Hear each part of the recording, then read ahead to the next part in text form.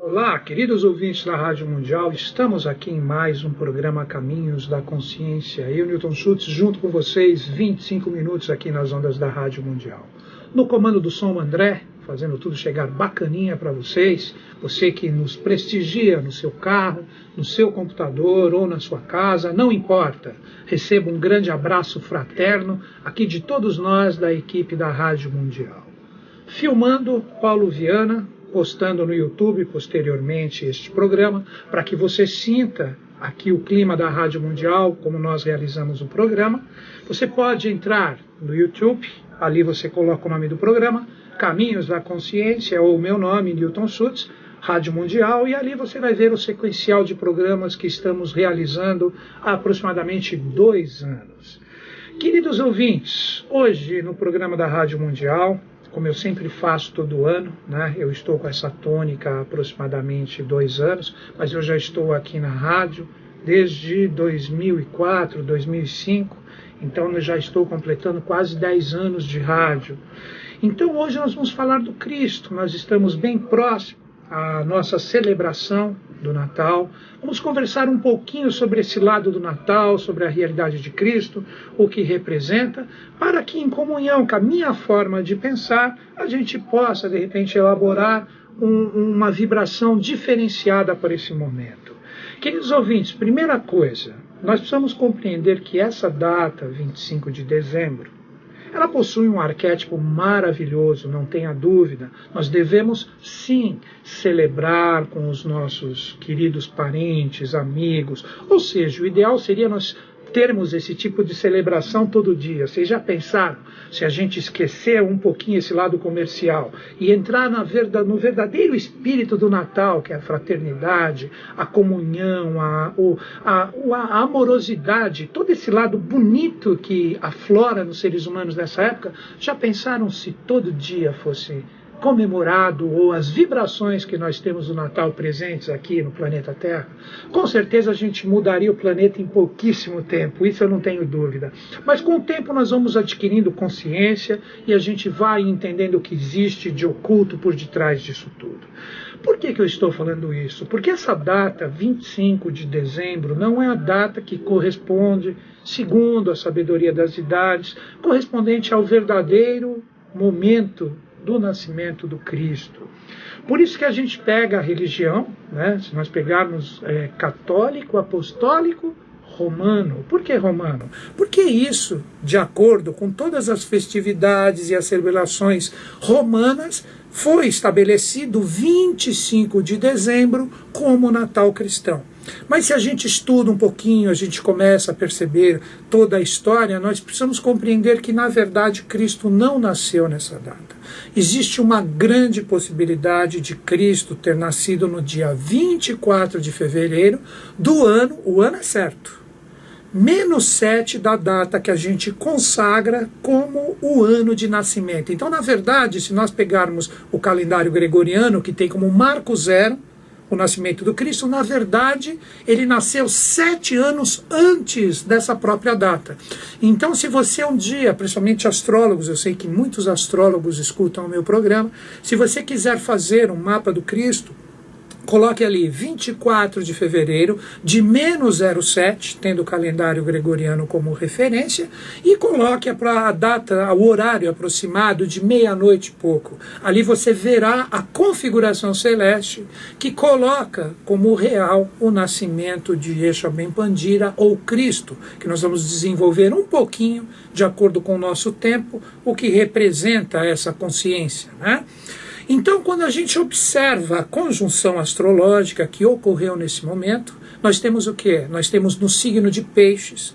Por que o signo de Peixes? 24 de fevereiro, o Sol está sobre os auspícios do signo de Peixes. Porque Cristo, ou Yeshua Ben Pandira, ele era o ser especial, ou o apogeu máximo da era de Peixes. Então, sempre um ser especial, quando ele se lança no contexto evolutivo, nós temos que ter datas que tenham convergência com a era que representa a renovação do verbo.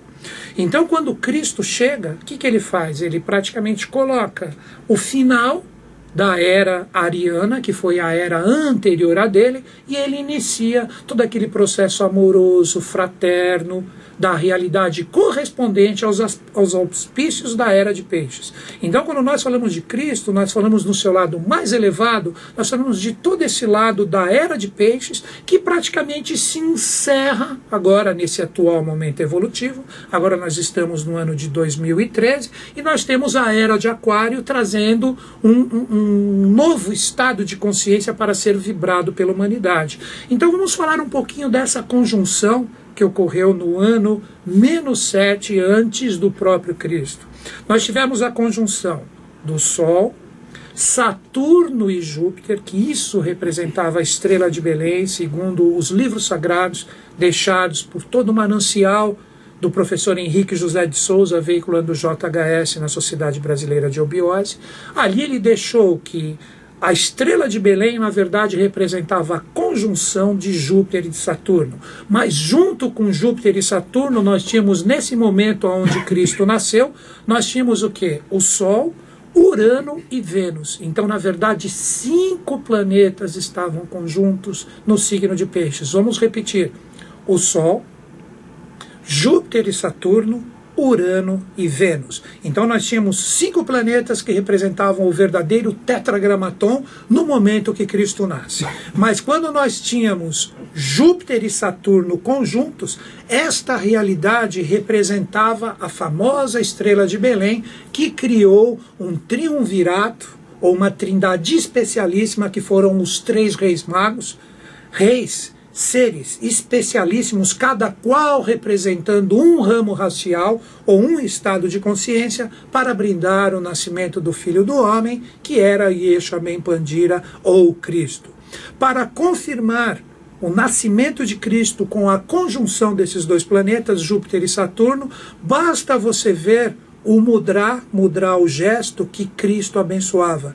Ele colocava o indicador e o dedo médio em riste. Este mudra, esse gesto que é utilizado até hoje por vários segmentos religiosos, esses 2 dedos correspondem exatamente a essa conjunção. A conjunção de Júpiter, que representa o dedo indicador, com o dedo médio, que representa a consciência de Saturno. Então esta realidade, conhecida como Asgalasha, traduzido para o português representa esplendor celeste, estava presente nos céus, configurando o nascimento do avatar ou do ser especialíssimo que foi Yeshua Ben Pandira, ou Cristo, que foi, na verdade, que é não o Cristo que é vendido hoje nas religiões, e sim o Cristo verdadeiro, a consciência máxima desse ser, que trouxe para todos nós seres humanos na época um renovar de acordo com uma nova era que se firmava. Vamos falar um pouquinho do nascimento desse ser. Fora esta conjunção astrológica, nós temos o Cristo nascendo numa manjedoura, não numa manjedoura. Vamos entender o simbolismo que existe por trás disso. Quando nós falamos manjedoura, que colocamos Cristo junto dos animais, isto foi praticamente uma adaptação de toda a teogonia hindu, onde os animais ali são sagrados. Ali nós temos a própria vaca, nós temos toda a realidade de todos os seres, o cordeiro, todos os seres que estavam ligados como consciência nos animais presentes, trazendo todos os ritos e todas as consciências vindas do Oriente. Aí muitas pessoas falam erroneamente, vamos compreender isso, falam, mas quando a gente fala de Cristo, Cristo foi uma cópia de Buda, que Buda foi uma cópia de Krishna. Muito pelo contrário, nós precisamos entender que existe um rito, que existe uma sabedoria iniciática que é preservada. Daí a semelhança dos nascimentos, das missões e de todo o processo ligado a esses grandes seres. Como eu já disse em vários programas, quando a gente fala desses seres especiais, bodhisattvas, avataras, manus, são seres que vão passando o seu bastão de comando para o posterior que chega. E isso representa um grande transbordo de consciência. Então não existe cópia, existe uma adaptação para o momento presente. Daí você entende a manjedoura ligado a todos esses ritos brahmanes ou brahmanes ligados à teogonia hindu. Na verdade, Cristo, se você fizer uma adaptação real e verdadeira, Cristo nasceu numa manjedoura. Ele nasceu tutelado por monges, tutelado por adeptos e seres especialíssimos que iriam dar toda a cobertura para o trabalho desse grande ser que viria naquele determinado momento, naquela região lá correspondente à Palestina, trazer toda a renovação. Aí você fala, mas que renovação é essa? As eras, quando encerra uma e inicia outra, sempre nós temos o quê? Nós temos sempre o choque, o confronto de consciências. Quando Cristo chega pregando o amor, não faça com o próximo que você queira que seja feito a ti mesmo, Cristo vem confrontar com todas as guerras, todas as conquistas romanas. E vários seres especiais que estavam ali deveriam dar cobertura para o Cristo. Um ser especialíssimo que estava no processo foi Pôncio Pilatos, que vocês podem ver que até o último instante ele tentou salvar a consciência do ser que estava ali presente, ligado ao seu povo. A consciência, óbvio que ela sempre estava ali e sempre vai estar, mas a ligação com o povo seria a projeção e a ligação. Por isso que Pôncio Pilatos, ele junta as suas mãos, ele lava ela nas águas de peixes, correspondente à própria era vigente, e ali o Cristo é julgado, e aí tem a história que todos conhecem, apesar de vários aspectos ocultos estarem envolvidos a tudo isso. Voltando, quando a gente fala da Mãe de Cristo, a Virgem Maria, quando a gente fala a Virgem Maria, como existe a concepção de um ser ligado à Virgem Maria? Nós precisamos compreender o seguinte: se a gente estuda o aspecto oculto, quando a gente fala de determinadas realidades, nós precisamos entender que existe muitas coisas e muitas realidades e consciências que devem ser estudadas para que a gente entenda esse processo. Em hipótese alguma, a Virgem Maria realmente era virgem, mas ela teve Cristo? Teve. Mas como que funciona isso? Ela não engravidou no sentido humano como nós conhecemos, tendo os prazeres da carne ou os prazeres sexuais. Daí que ela está ligada a esse processo virginal, casto e puro e imaculado. Então, quando nós falamos da Virgem Maria, ela teve esse momento de concepção em sono paranirspânico. O que é o sono paranirspânico? Nós precisamos entender que a pessoa ela adormece, mas ela continua recebendo as experiências. Então, tutelada pelos mesmos adeptos, pelos mesmos seres especiais que estavam ligados ao nascimento posteriormente de Cristo, ela também foi, nesses momentos anteriores, porque teve que ter um nascimento físico, sim, para que tenha todo o metabolismo de troca depois pelos seres especiais, que são gerados em dimensões diferenciadas. A Maria, ela teve exatamente esse momento aonde ela fica como muita gente fala na Sociedade Brasileira de Obiose, como se fosse um exemplo de uma coma induzida, e ali existe todo esse processo da inseminação que não existe prazer humano. Então ela continuava virgem? Sim, sem a menor sombra de dúvida. Aí que envolve todos os processos dos véus. Se você pegar na Kabbalah, isso é chamado do Ein Sof, ou do Ein Sof Or, aonde você tem o véu, que esse véu representa o quê? O próprio ímen feminino, que nunca é rompido. Então seria como se uma grande mãe continuasse fazendo o nascimento dos seus filhos, mas não perdendo a sua pureza e sua castidade. Então isso, de uma forma bem sintética, está ligado ao nascimento do Cristo e à sua própria mãe, a Virgem Maria. Continuando o processo, depois que o Cristo nasce, na verdade, nós tínhamos uma trindade ligada a todo o trabalho que esse ser especial ele tinha para executar, não só no seu sentido religioso, e sim também numa reforma política, numa reforma social, ou um novo movimento cultural envolvendo todos esses aspectos evolutivos que deveriam ser projetados ali, naquele lugar aonde estava, poderíamos dizer assim, o olho da divindade no momento, no marchar de acordo com a evolução humana, para que ali eclodisse todo o mistério de um novo porvir e de um novo ciclo. Então, quando nós falamos do Cristo, nós tínhamos ele com dois papéis, o papel religioso, mas também o papel político. Daí que vem os mistérios ligados, é uma coisa um pouco intrincada para falar nos poucos minutos que tenho, mas para você conquistar essa realidade, basta você entrar na Sociedade Brasileira de Obiose, que num determinado grau essa história é contada praticamente na íntegra para você, seguindo os ensinamentos do revelador, o professor Henrique José de Souza, de uma forma que fica mais fácil o entendimento. Mas aqui, de acordo com a minha possibilidade, eu vou dar um pouquinho para que vocês compreendam. Quando nós falamos do nascimento do Cristo, na verdade envolve dois seres. Então existiam dois avatares, um terreno e um cósmico, que estavam ligados a esse processo. Então nós tínhamos um Cristo celeste e nós tínhamos um Cristo terreno. E quem fechava essa trindade? Quem era a terceira parte? João Batista.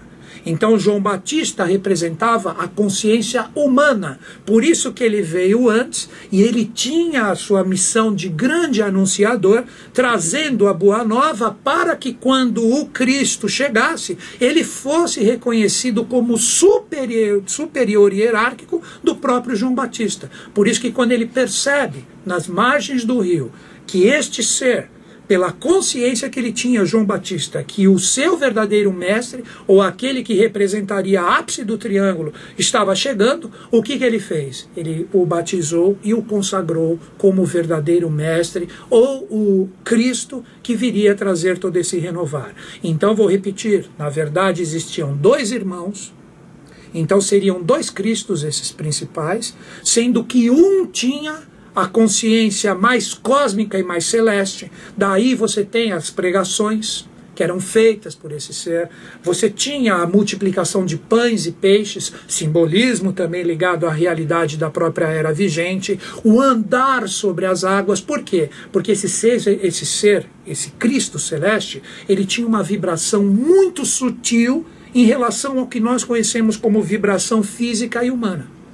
Esse Cristo, ele teve a sua iniciação ligada aos mistérios do Egito, na confraria de Caleb, ligada àquela parte da Líbia, onde nós temos ali seres especialíssimos até hoje, atuando. Então esse Cristo, como garoto, ele saiu para a sua iniciação com 13 anos, os dois, um foi para o Egito e o outro foi para a Índia.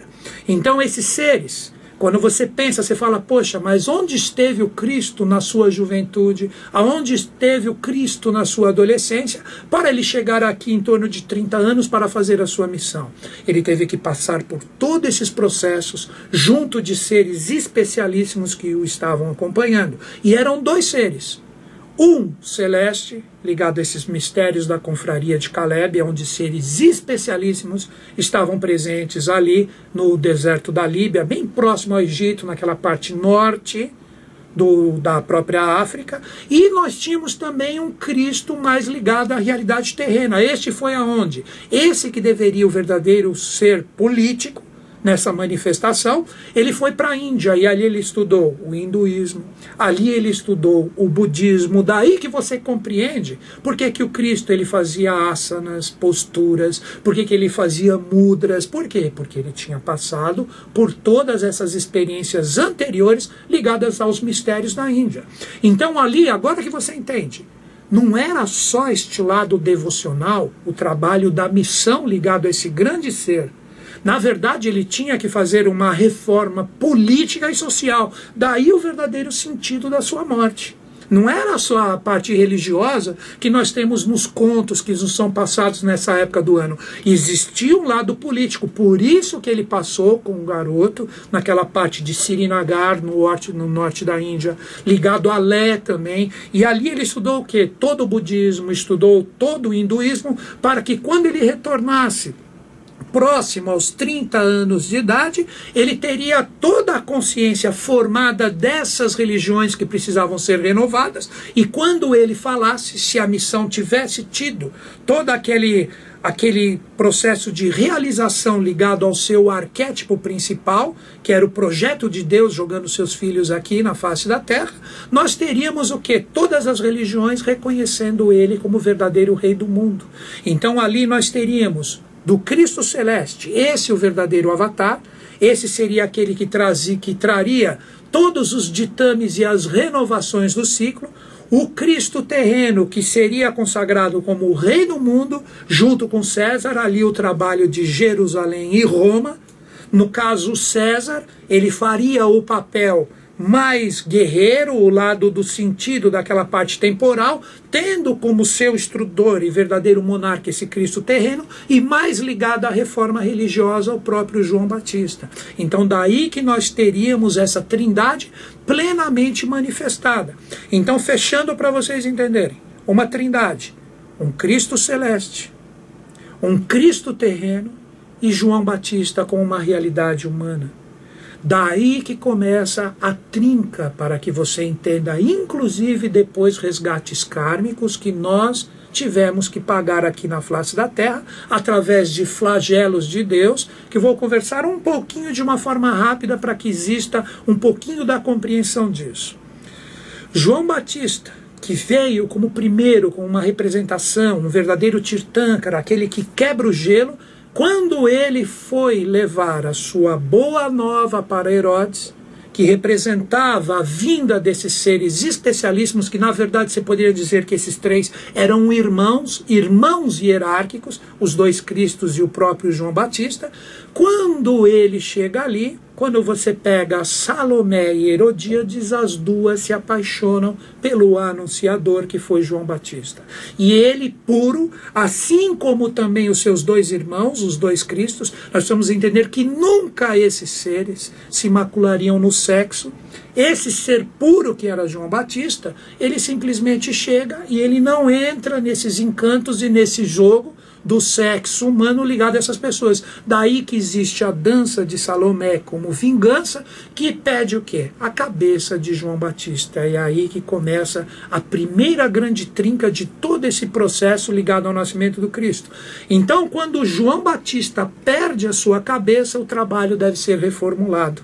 Então, como o trabalho deveria ser reformulado, a boa nova que esses grandes seres, que eram esses dois irmãos, que o celeste nós podemos chamar, segundo as revelações, de Jeffersus, e o terreno nós podemos chamar de Krivatsa, Jairo, Jânio, não importa o nome que você dê, junto com João Batista, o trabalho desses dois grandes seres, que deveria ser de uma forma bem amena, mas revolucionária no seu sentido construtivo, ocorre a trinca, e para que a mensagem fosse passada no seu sentido emocional, ocorre a crucificação.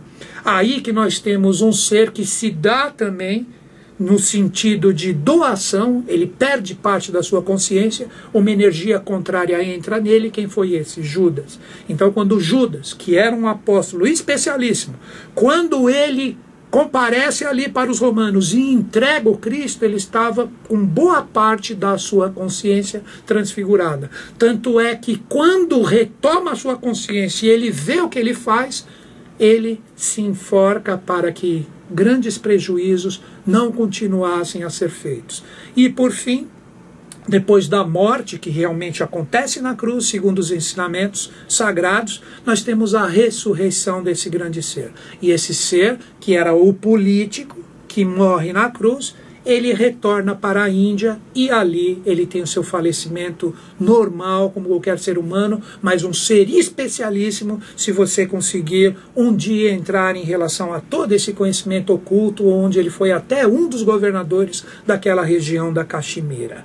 E o celeste, ele retorna para o seu lugar de origem, que nós podemos chamar aqui de Shambhala ou Shambhala. Então, queridos ouvintes, neste momento, em nome da Rádio Mundial, eu desejo a todos os ouvintes que estão nos prestigiando um Feliz Natal, que todos nós estejamos em comunhão. Isso se estende aqui para quem está fazendo o programa, estamos em 3, André e Paulo também. Agradeço de mente e coração você que nos acompanhou. Se você entrou em sintonia com esse trabalho, mande um e-mail para mim, que eu possa encaminhar para a Eubiose, aonde você estiver no planeta. caminhos2005@terra.com.br. Que os Budas da Era de Aquário estejam em sintonia conosco, com o Brasil, com o mundo. E eles estão. Até o próximo programa.